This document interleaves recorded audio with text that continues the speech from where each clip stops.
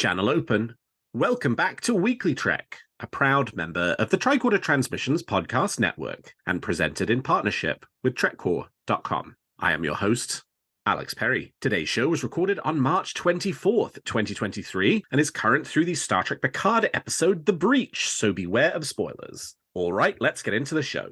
Good day, Voyager, and welcome to A Briefing with Neelix. It's a catchy title, isn't it? WeeklyTrek is a regular news show covering the biggest stories from the Star Trek franchise. We are in a new golden age of Star Trek. There are 5 television shows in production, possibly more on the way, and enough merchandise to fill the Bajoran wormhole. So stick with me, and I'll help you sort the real facts from lots of the Dominion propaganda that you'll find online. But I can't do this alone, and my guest this week is returning guest Sam Nelson. Sam, welcome back to WeeklyTrek. Hey, Alex, thanks for having me. It's good to be back. All right, Sam, well, you know the drill. I want to know something's got you feeling excited about Star Trek at the moment. What's got you moving at Warp 10? Well, I would be remiss if I didn't talk about Picard, right? Sure. 6 episodes in, and I've heard it referred to on multiple podcasts, on this podcast, reading it on tweets, how much of a gift it is. And if I have a minute, love to share a story that I've been genuinely feel good and a part of. My wife is a university professor. She teaches accounting at a college here in South Carolina. And her sweet mate next door to her, he's a marketing professor. He's retiring this year. And for the last, 20 years or so, he's done a Star Trek class. And for the last few years, I've popped in and helped him out every so often. But this is his last year. And he is just a bit tight with money, so he doesn't have the Paramount Plus app. So he always waits and buys his physical media, buys his copies. He's excited to get Strange New World Season 1. But he's such a TNG-era fan. DS9's his favorite. He loves Jean-Luc Picard. I could not let him go any longer without watching Picard. So in about, I think it was week 4, so we've done this now 3 weeks in a row. On Thursdays, I take a long lunch from work. I drive across town to the university where my wife teaches, and he and I sneak away for an hour and a half into an empty classroom with a big movie projector. And I log into Paramount Plus and we watch Picard together. We usually get in about an episode and a half in that time frame where I can be away from work between his classes. And just to watch the joy on his face that he can see and be up to date with Picard, that's a true gift. Picard's a gift that's been given to us as fans. And as a fan, I feel like giving it to my Star Trek brother, a gift that he doesn't have to wait for. I can talk to him about it immediately once the episode's over. So we're roughly like 2 episodes behind, so I have to keep real quiet. But this week we watched the end of episode 3 and partway into episode 4.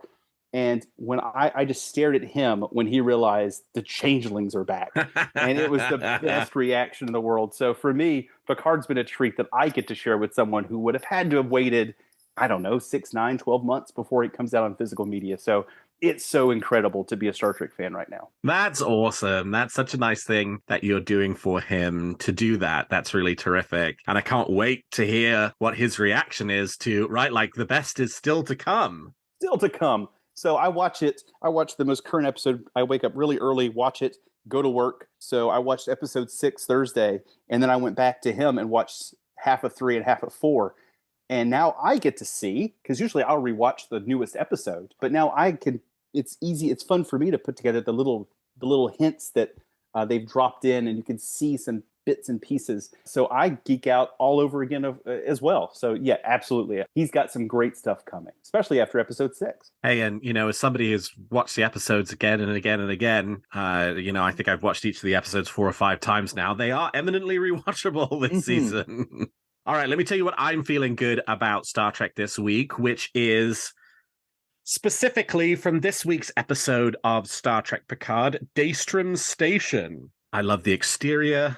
I love all the cool stuff they put on the inside. Obviously, we will talk about the data piece in a second in the show, which is one of my favorite moments of the season so far. But Daystrom Station, right? The exterior of Daystrom Station. First of all, it's a mashup of Jupiter Station from Star Trek Voyager and the Midas Array from Star Trek Voyager. I just love that, right? I love that it is 2 deep-cut classic designs from the Berman era, right?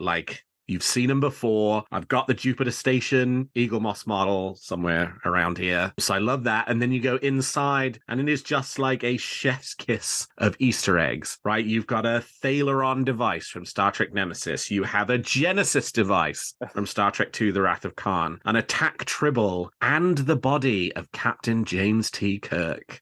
Right? Like, well, as it turns out, the body of one Admiral Jean-Luc Picard retired as well. But like, I just thought it was really cool. The Breach is my favorite episode of the season so far to date for 100 reasons. And that's one of them. I liked Daystrom Station as a concept. I liked the execution of it. I liked the way it was presented. I liked the CGI for it. I liked the little Easter eggs they put inside. It was fun, and it was part of a really fun episode.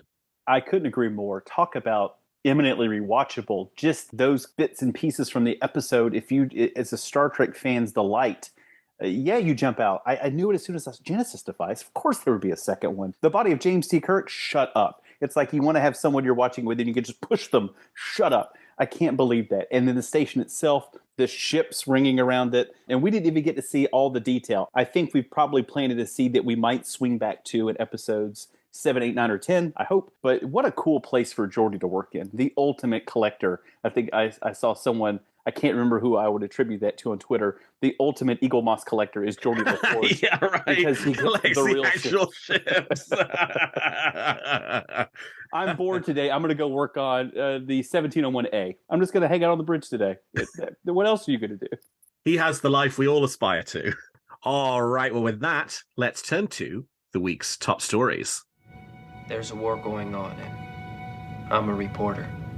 Well, Star Trek Strange New Worlds co-showrunner Akiva Goldsman has revealed that the announcement of the Season 2 premiere date is imminent, and filming for Season 3, which so far has not been officially announced as happening, is starting to get underway. In comments at an MIT event last week, Goldsman said, quote, "Today or tomorrow, we're announcing the air date of the second season, which we filmed like 17 years ago. Haha, it was actually last year. And you'll be really surprised because we just went all over the place. And we've just started filming the third season now." Well, clearly, since this event was over a week ago, the promised today or tomorrow announcement has not yet come to pass. But I think that means it will be very likely that it happens by or on First Contact Day, which will be April 5th in about 2 weeks from now. During the event, Goldsman also talked about what he likes the most about the Star Trek Strange New Worlds format.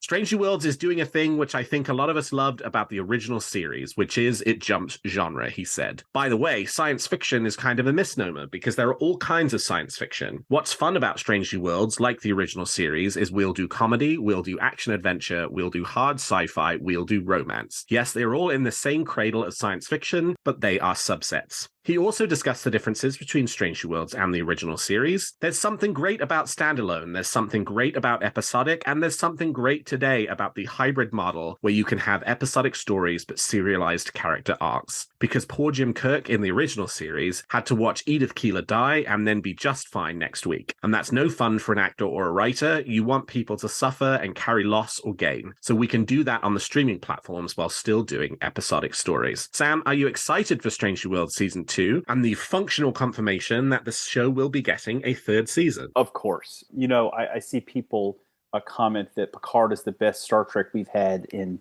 X number of years. To me, Picard's the best live-action Star Trek we've had since Strange New Worlds Season 1.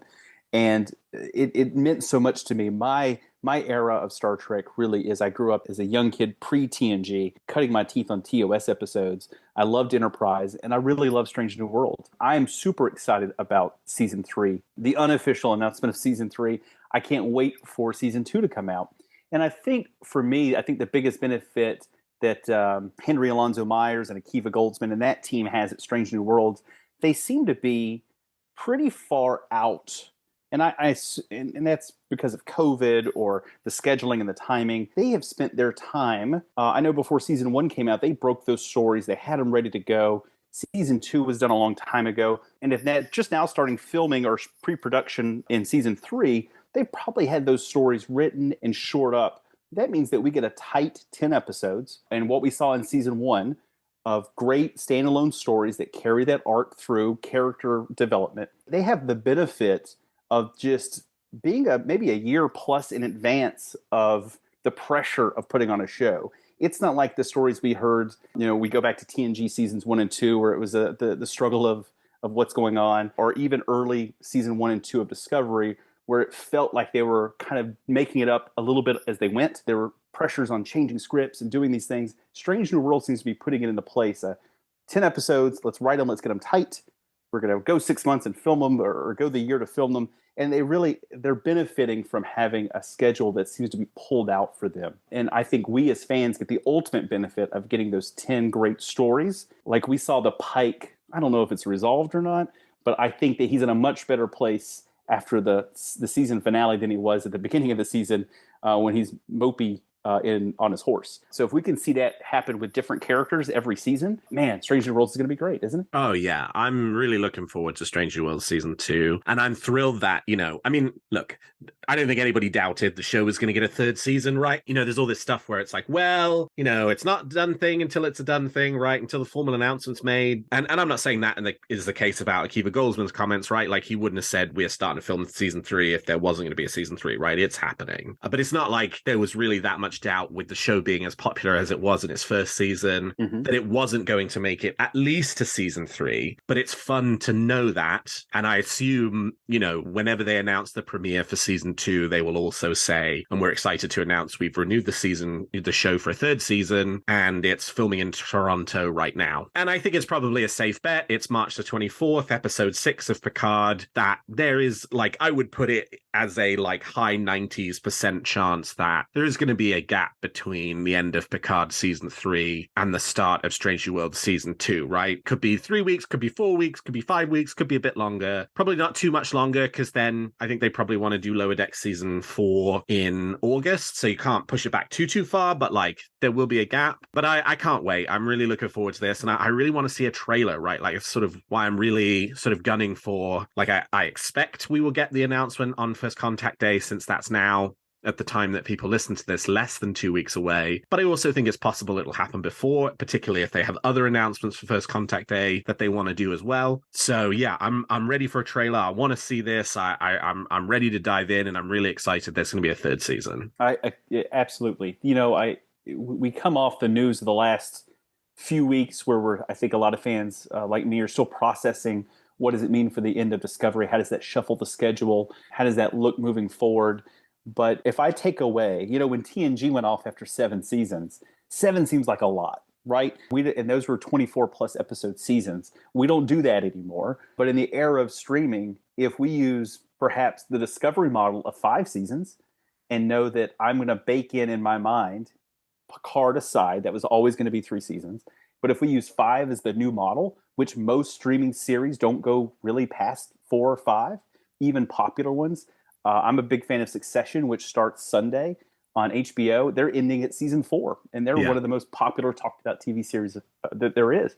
And for me, if I'm a Star Trek fan and I know that 5 is the new 7, and I've got season 3 renewed for Strange New Worlds, and I have maybe a couple more after that, and whatever comes next, and I know we'll talk about that in a few minutes, if I can get 5 out of that and 5 out of this, and just let Lower Decks run forever, let Prodigy run forever. I'm happy as a Star Trek fan knowing that there could be some consistency in what to expect moving forward. I like that way of thinking about it, Sam. 5 is the new 7. I had not really kind of processed it that way. I mean, obviously, we talked about Discovery, right? For me, I think the sort of disappointment around 5 not having been the planned end for Discovery now being the planned end for Discovery has kind of obscured that fact for me a little bit. But I mean, we talked about it on previous episodes, right? It's great for a streaming series to get to 5 seasons. But yeah, if 5 is the new 7, then if any show's getting past 5 or is getting to 5, we should automatically qualify that as a success in the streaming era, in the same way that 7 seasons was the barometer of success in the previous era. So, if Lower Decks gets a 5th season, great, it hit 5, right?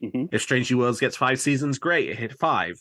And that will be our, I really like that. I thank you for putting it that way, because I kind of hadn't processed it like that before. And I like that a lot. All right, well, the creators and stars of Star Trek Picard Season 3 are continuing to speak up about their desire to continue playing in the 25th century sandbox. And fans are joining them, rallying around calls for Paramount to greenlight a successor show to Star Trek Picard Season 3 that Terry Matalas has said he wants to call Star Trek Legacy. The most recent comments on the biggest platform about a successor show to Picard was LeVar Burton, who appeared on The View with his daughter Micah Burton this week to promote Geordie LaForge's appearance in this this week's episode. What the writers have done is they have really set it up well, Burton said about a successor show. You have got the next generation of the next generation. The LaForge sisters, one's an engineer, the other's a pilot. We've got Jack Crusher, 7 of 9. It makes a whole lot of sense. Burton joined series stars like Jonathan Frakes and Jerry Ryan in promoting the idea of Star Trek Legacy, and just like when the calls for a Pike show that became Strange New Worlds began to grow, there does seem to be a groundswell of fan support beginning to build for Terry Matalas's vision for more from the 25th century. But important to note, the streaming environment a bit different today than it was a couple of years ago when Strange New Worlds was greenlit. Sam, how do you feel about the prospect for Star Trek Legacy? I would put, just based on how Picard in this season has entered into the greater consciousness of pop culture, I would put a greater chance of a Star Trek Legacy series than a Section 31 series, or even at this point, as much as I'd like to see it, a Starfleet Academy series, even though those have been talked about a long time. You know, Section 31 was the next show, and then Strange New Worlds kind of bumped it out of its place. Yeah, right. Legacy, when you've got the current showrunner of the show that's all over the place, when Terry Matalas says, I've even got a name for the show, if he's got a name, he's got a whiteboard somewhere with the bones of season 1 of Star Trek Legacy kind of sketched out. And the dream scenario of who would we have here and there. When you've got Jonathan Frakes talking about, well, I'd like to show up as an admiral. And you've got Jerry Ryan supportive of the idea. When you've got that kind of talent behind it, I would hope that the studio would take notice that if they're looking, and obviously the accountants are involved in making decisions for what's right for Paramount, that if they had to go, we have to pick one show that it has to make money, it has to bring eyes to the screen, it has to bring people to the service. What would it be? Will we take a chance on this over here, or would we put the people that we know are going to put butts in the seats?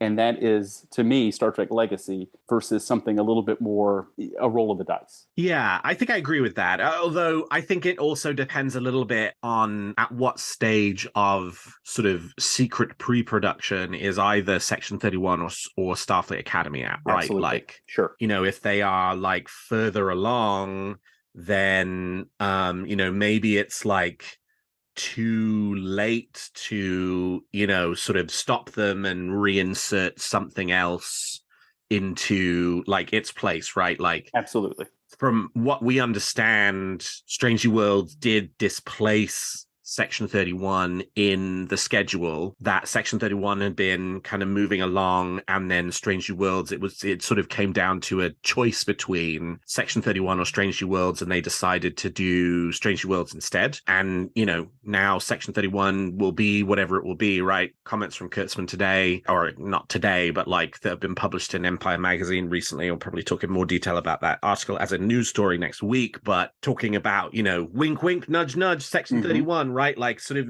you know, implies that that's still kicking around in the ether. And I think that will potentially have an impact on, you know, let's just call it Star Trek Legacy, right? Like, and I do think that fans will really need to sort of show that they want this, and really show that they want this in a more, like, I think the barrier to get it is probably higher than the barrier was to get Strange New Worlds. Oh, agree. Absolutely. Just given the, like, and less about like the shows themselves and just more about the sort of where we find ourselves in the streaming ecosystem. 3 years ago when Strange New Worlds was greenlit, it was all Star Trek all the time, right? Like, as many shows as they could possibly fit on the board. Studios were still throwing just absolute gobs of money at streaming content and building that out. And we're on the sort of other side of the curve now, right? Like, we're starting to, you know, sort of come down the other side where all of the studios are starting to tighten their belts to seek out profitability for the streaming services. And that means cutting their costs and lowering their investments in new content. So that means that in order for them to do this,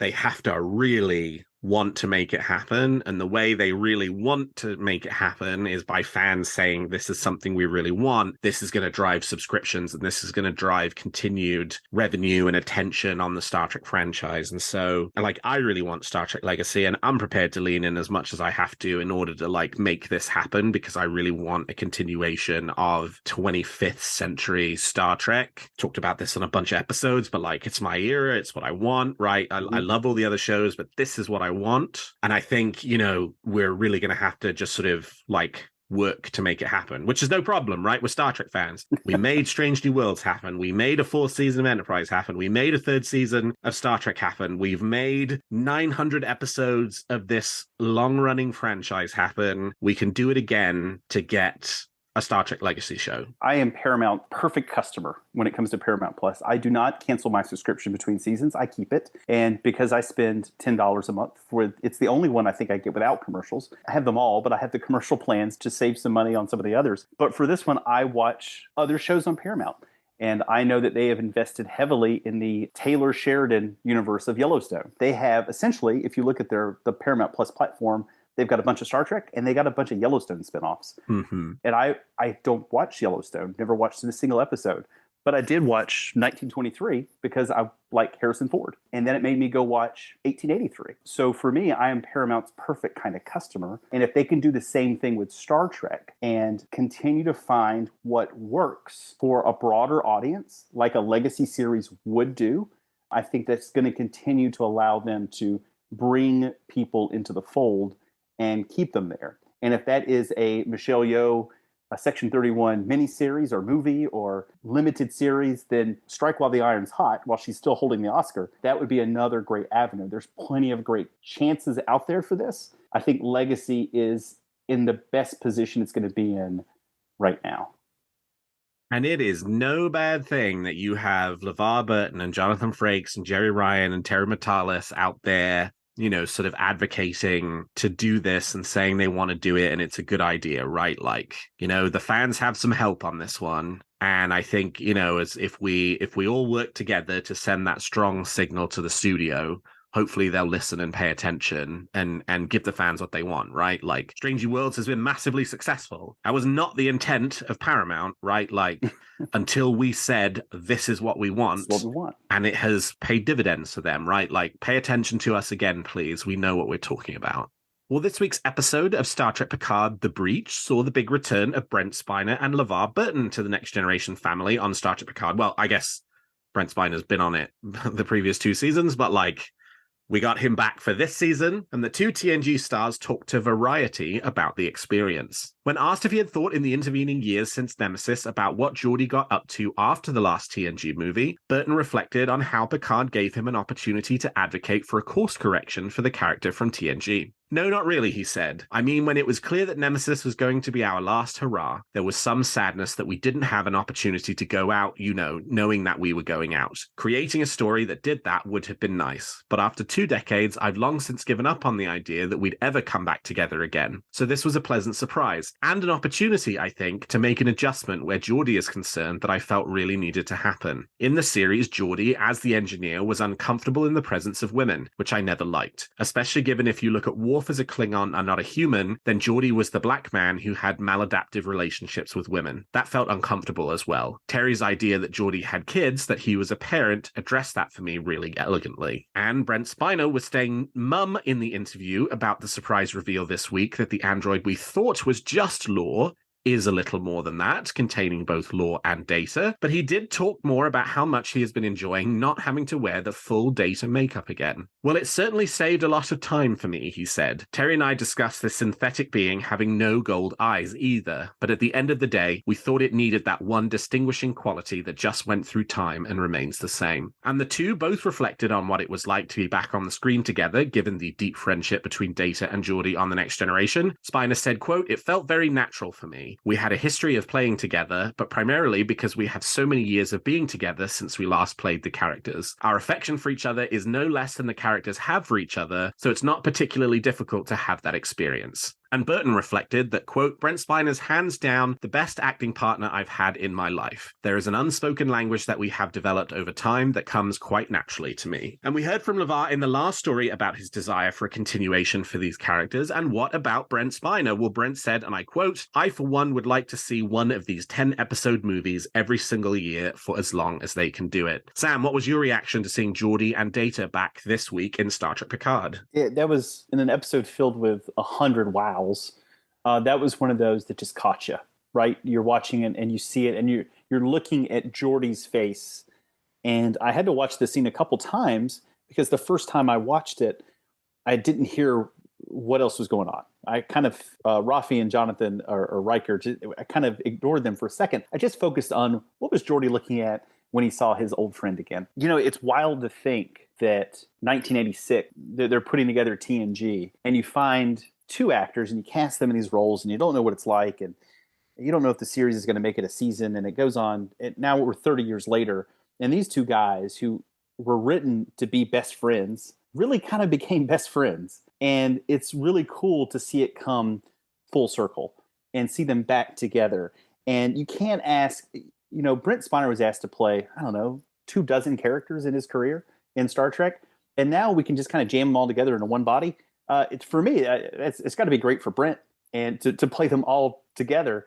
And then to see his friendship, Spiner's friendship with LeVar Burton on screen and off, that's real friendship chemistry. It's almost like if we got a quick miniseries with O'Brien and Bashir, it'd be that same kind of chemistry. And I don't know if those actors hang out outside of Star Trek, but certainly these two together, it's just a heartwarming moment. Yeah, I love the Geordi Data stuff in this week's episode. I love the way that they centered the return of Data on the Data-Geordi relationship and not the Data-Picard relationship, right? Like the movies through The Next Generation, Data's great relationship was with Geordi and somewhat with Picard, right? Like, but the movies then reinterpreted that because Patrick Stewart and Brent Spiner were the two big stars to have it be the Picard Data movies. And then Picard season 1 kind of picked that up and continued on with it, and it was Picard who like helped that version of Data into death. And so it's wonderful that now they've sort of picked this back up again.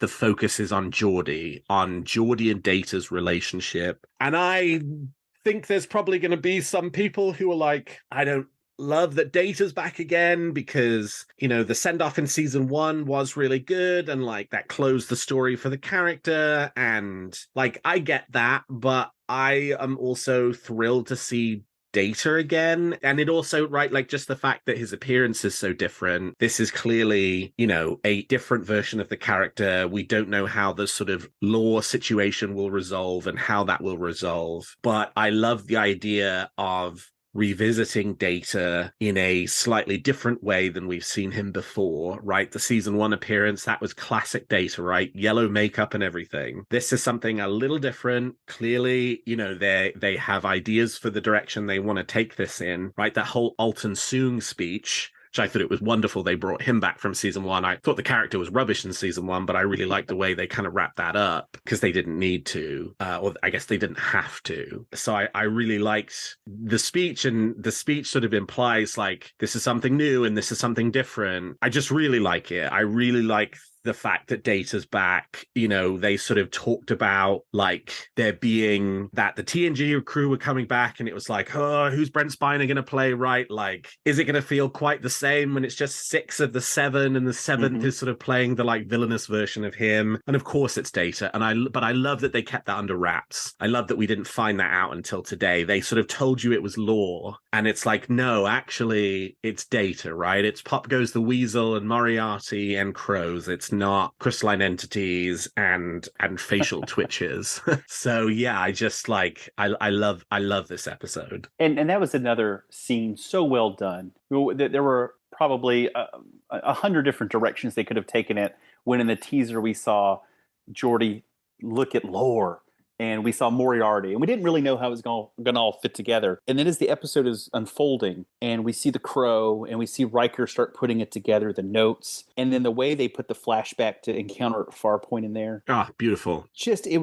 And Moriarty was kind of a red herring, but it was so fun. And Riker got to put it together with the crow and the song, and when you find it, and then we get a scene where all of them are, how many scenes in TNG did we get where the crew is gathered around Data with his head open, and Geordi and Crusher jamming stuff in there to figure out what's going on. It was just, the whole sequence was just perfectly delivered. And I'm glad it's not Brent Spiner just playing bad lore and he's like one of the bad guys. I really did the writers have really developed a way to kind of tie up a lot of things and a lot of storylines and a lot of loose ends. The Alton Sing is a good example of something they didn't really have to tie up, but they did it anyway.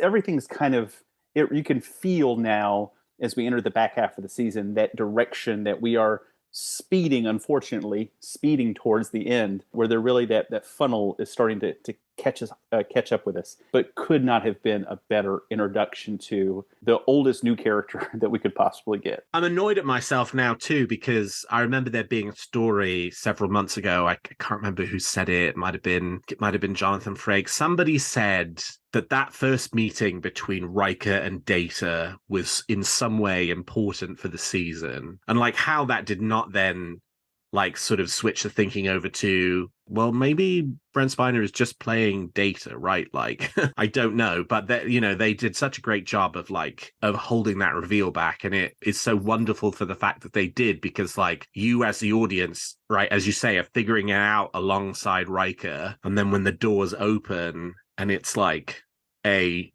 new version of assumed type android and they explain that like Data's in there, it's like, oh my god, right, like Data's back, right? We really had the prospect of having all 7 TNG characters back together for the back half of this season, and that is super exciting. Well, and lastly this week, Lakeshore Records have announced the hotly anticipated release of the Star Trek Picard Season 3 soundtrack. Created by composers Stephen Barton and Frederick Weidman, the album will release digitally on April 20th with 45 tracks covering every episode of the season. The season will also be getting a limited edition vinyl release alongside the digital soundtrack. And speaking about the music this season to TrekCore at the Season 3 premiere, Stephen Barton talked about the judicious use of the previous TV show and movie themes throughout the series. The biggest part of it for me also is the themes, he said. You have to use and treat them like absolute nuggets of gold. And one of the things you can't do is plaster them everywhere. You can't literally use them like the wallpaper on some kid's bedroom or something. We want to have that sort of sense of like we're really telling a story and not just sort of going, you don't want the music to be a commentator the whole time going, you're watching Star Trek. Did you forget you're watching Star Trek? I mean, we get it, we know. So it's using them in a very respectful way and then sort of finding ways to develop them. Because I mean, that's the other thing. Every time you look at Jerry Goldsmith's work, in particular every movie, he found a new way of putting a spin on it. When we re-recorded certain pieces of music, because there are a few, we would go back and I would look at the movies and they were different speeds in different movies and go back and say, okay, well, do we want to be the speed from Nemesis or do we want to look at this? What are we trying to say with this? Sam, have you been enjoying the music of Star Trek Picard Season 3? Yeah, I'm getting tired of saying it, but we just have some of the best creatives in the business working in Star Trek. And right now, we're in such good hands with the composers on Picard, Stephen Barton, with Nami Malamud doing Strange New Worlds, and the amazing work she did with Prodigy, which is just everything's so good. And he says you treat those themes like nuggets of gold. In the 6th episode, where we saw the Defiant, we heard a little DS9, we saw the Voyager, with Seven talking about that was her home. We heard the Voyager theme. He uses those nuggets, and it's done it. He's taken Goldsmith, Horner, the folks from those themes. He's done. He did Leonard Rosenman this week. from the Bird of Prey. Yeah, it's just wonderful. And to me, that sound that you're enveloped in it, and fans like you and I and thousands of others like us, that music is as much a part of Star Trek as anything else. And to what we've gotten with this season of Picard in particular. You know, I remember geeking out in the 3rd episode of season 1 before Picard says engage, and you get that little TNG motif. And now I salivate because every episode's got something. I don't have to wait for that one a season. Now we get them one an episode or more. I'm beyond. I can't wait until the 20th to get this. Obviously, I looked at the track listing and I'm trying to suss my way through. What do these things mean? Where's the end? If there's 4 songs after this one that seems like it's the conclusion, that means maybe there's a big bow on the end of the season and we get some good feelings and hugs and a real conclusion. I just can't wait. 4 more weeks to go to find out. Yeah, I will say, having read the track list like you, there is nothing like super spoilery in it, right? Like it doesn't say anywhere track 47, the death of Jean-Luc Picard, right? Like there's nothing like that. No. But, or like track 52, you know, Barclay's return.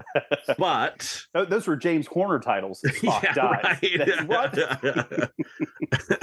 But there are like, if you are massively spoiler averse, right? If you're Jim Morehouse level of spoiler averse, you don't want to read these track titles, because I will say there are implications for what certain plot points could be later in the season. Not in a way like where you're going to read something and go, oh, I know what happens now, but you're going to read it and go, ooh, I wonder what that means, right? Like, what could that be? And it will spark some ideas in your mind. So if you're one of those people who like doesn't even want ideas sparked in your mind, don't read the track list until the season is over. I'm so excited for this.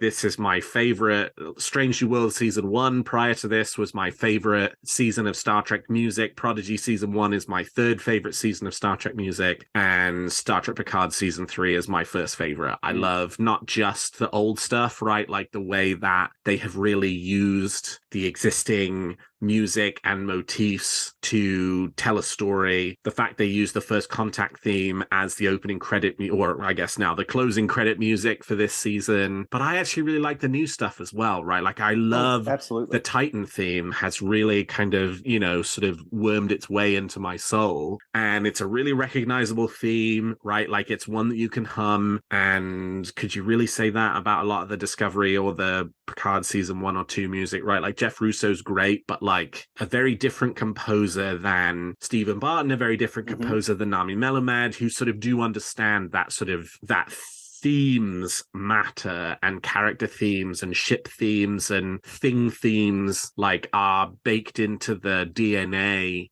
of Star Trek. And season 3 of Picard, just like season 1 of Strange New Worlds before it, just like season 1 of Prodigy before that, are really sort of taking that baton and running with it. And I just can't wait to listen to these tracks, sort of independent from the episodes, and enjoy new rearrangements of a little bit of the Voyager theme, and a little bit from Wrath Khan, a little bit from Voyage Home, and a little bit from First Contact, and a little bit from Nemesis, right? Like it's a wonderful, sort of melange of different kinds of Star Trek sounds, and it's terrific. They've really created the ultimate mixtape of what Star Trek music could be. Yeah, which is terrific, right? Like in the same way that in some ways the season itself is a mixtape of what Star Trek can be. I wonder if the Star Trek Picard season 3 soundtrack is the mixtape that Picard made for Crusher that he referenced earlier in the season. It was on the other side. You just flip the B side. All right, well, we've talked about the facts, and now let's speculate on what's going to happen in the future of Star Trek. You make some very good points, Captain. But it's still all speculation and theory. So each week, my guest and I give you a wish or theory we're nurturing about any of the shows or the future of the franchise. So Sam, let's hear your theory or wish for this week. I'm going to give both a wish and a warning. Okay. How's that? So a dramatic effect. My wish, and that is a little bit of that article that you referenced earlier, some comments from Kurtzman, and something that I've had in the back of my heart for a long time, since we've entered the streaming era of Star Trek. And I'm also a Doctor Who fan. Now, I'm not a big Whovian, but I've watched them all. Who's your favorite Doctor? 12th Doctor. Peter Capaldi is my favorite Doctor. I love the eyebrows. Good man. Mine too. But one of the things I love during the entire modern era has been the Christmas specials. And then I think it kind of morphed into some New Year's Day specials. But it's that thing that you work towards. And if Kurtzman's vision can kind of begin to see, and we can strip away and save some money and have this kind of streaming era 2.0, I would love to see, it doesn't have to be a Christmas special. Maybe it's a First Contact Day special, or maybe it's something that happens on Star Trek Day, where we kind of build each year. Maybe it's not every year, but every other year. Or if it's every year, I'd love to have that, where we have that special movie. And again, a TV movie, it's an hour and a half. Voyager used to do it. We had the 2-part TNG stuff. It doesn't have to be a full-on production, but we could tell a story that just sits there. And I'm excited if they can kind of bring back a little of that Short Trek's extended version and just tell a great story that's a treat for the fans. I could see where that could get expensive, but with a lot of the standing sets that they have now all over between Picard and Strange New Worlds and what's left with Discovery, maybe they could build something together that could just be a treat. Because in Doctor Who land, very much those Christmas specials mean something. It's a part of the story. And with Star Trek, it doesn't necessarily have to be that, but I would love to see something where we build to like content excitement, not just announcement excitement. So that's my wish. What's the warning? The warning. So this past, was it Sunday or Saturday, that Master Replicas went on sale? Yes. So I... Hurry up and get there quickly. Is that the warning? Very much there, refreshing the screen. I got into that game very, very late. Unlike you and a lot of our friends and guests, I don't have nearly. I have like 7 of them. I got bit at Mission Chicago and bought like 7 of them, but very little bit spotty as best I could do. And I have some gaps. And then, of course, the company goes under. Yep. And now Master Replicas is back. So I'm clicking and refreshing. Oh, it's up. What do I need? I need a Enterprise C. Oh, a Defiant. Let me get a Defiant. And as I'm sitting there tapping for 3 minutes, maybe I get an XL. I don't have a lot of space. Maybe I get an XL Deep Space Nine. Sold out. Oh, crap. Okay. Maybe I get... you got to be under the gun. You got to be fast. I got the 2 that I wanted, definitely wanted, and I didn't get anything else. And there's still some things there, but I'm not really looking for Neelix's ship. So yeah, my warning is if you want those, be fast. Be there right at the time that the gates open. What, another less than a week before they're back up again? I think they put it back to like the Friday after. So like rather than round, because the first one went up on a Sunday, but then it's going to be Fridays moving forward. So rather than have it be 11 days, they made it, like 17 days for the first round before the second.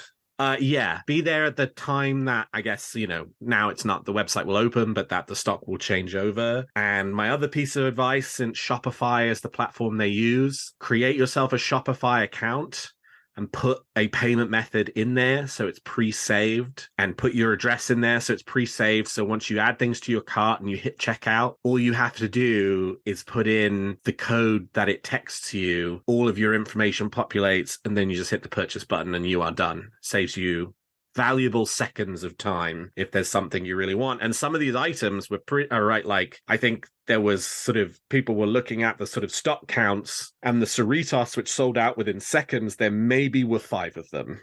So like, it really paid, I guess, in this case, or it really allowed you to pay to sort of, have that kind of shortcut system in place. And Shopify is a platform that they use all across the internet. So actually, it's really useful to have it preloaded anyway, because, when you're out doing your online shopping, you can, get access to a lot of that stuff quickly that way and not have to be reaching for your credit card all the time. But yes, good warning. Very good warning. Well, I guess my wish this week, I'd had a stupid wish, and I'm going to throw it out, and I'm going to align myself with your wish around doing the sort of like event television piece, because and it was you bringing up Doctor Who that really got me on it, because one of my favorite pieces of Doctor Who media is the 50th anniversary special, The Day of the Doctor, where they did the perfectly crossover. Executed. Yeah, just like a wonderful like TV movie where in the sort of modern era they'd had like, at that point, 3 doctors, they were bringing in another, and they kind of had a team up of them, right? Like, and it was just really fun, and it was a story that was very relevant to kind of the like underlying story themes that had existed at that point. It was 2012 since the show had been back on the air in 2005, and like I rewatched that a lot. I don't rewatch Doctor Who a lot, but that I do is if I go back and rewatch anything Doctor Who, it's Day of the Doctor. I just really enjoy watching it, and it'd be cool to have something like that for Star Trek. And of course, as I was mulling that over in my mind, I was then like, oh, well, that kind of is what Star Trek Picard season 3 is, right? With all these crossover between, like, what was it Jim Morehouse said for this week's episode, The Bounty? You had 3 series regulars from other series, TNG, Deep Space Nine, Voyager, on a 4th series, that being Picard, and the first time that's ever happened in the Star Trek franchise. I guess someone sort of challenged that. Kobayashi from Prodigy did the same thing. But I guess we could say in live action, which is more difficult than doing it in animation. So like, like Picard season 3 could be that, but it doesn't have to be something that's a 10 episode season, right? It could just be something that's like really cool, really thoughtful, really big. We're now, what is it? What is today? It's the 57th anniversary this year. Well, we're 3 years away from the big 6-0, right? Like, so maybe there's some kind of like 60th anniversary celebration that they could start planning now that would not just be a logo and maybe a 60th anniversary convention and some of that stuff, but that would be a sort of on-screen celebration of Star Trek. Star Trek Beyond kind of ended up being that for the 50th anniversary, but not because it was planned as a 50th anniversary celebration. It just happened to be a Star Trek movie. Yeah, right. It was a Star Trek movie coming out in 2016. That was the only piece of Star Trek media that came out in 2016. But like for 2026, let's blow it out, right? Let's do something big. Let's celebrate it. And like, let's do the Trials and Tribulations, which was the 30th anniversary, like special episode for We're the instantly 60th aged. I watched that. I know. Yeah, I know. But so 30 years later, let's do that again in 2026. I really hope that Kurtzman or somebody else affiliated with senior leadership of current Star Trek has that year in the back of their mind, has on the calendar, this is what we think we're going to be making that year, and is already starting to think about, can we take advantage of the fact it's the 60th anniversary of Star Trek to really celebrate the franchise? And so, yeah, let's do the day of the Star Trek 2026. I'm all in for that. Take all the writers' rooms together, just buy several cases of Chateau Picard, stick them in a writer's room, and just see, and sprinkle in some old guys and just see what happens with the story that they could tell. And they have the entire Star Trek universe as their sandbox. I think it could be incredible. Do you have a theory or a wish for Discovery, Picard, Strange New Worlds, Lower Decks, or Prodigy that you'd like to share? Tweet them to me at WeeklyTrek or email them to me at weeklytrek@thetricordertransmissions.com, and I might feature your theory in a future episode. Well, that's all the time we've got for this episode of Weekly Trek. Thank you so much to my guest, Sam Nelson, for joining me today. Sam, how can people contact you if they want to continue the conversation? I am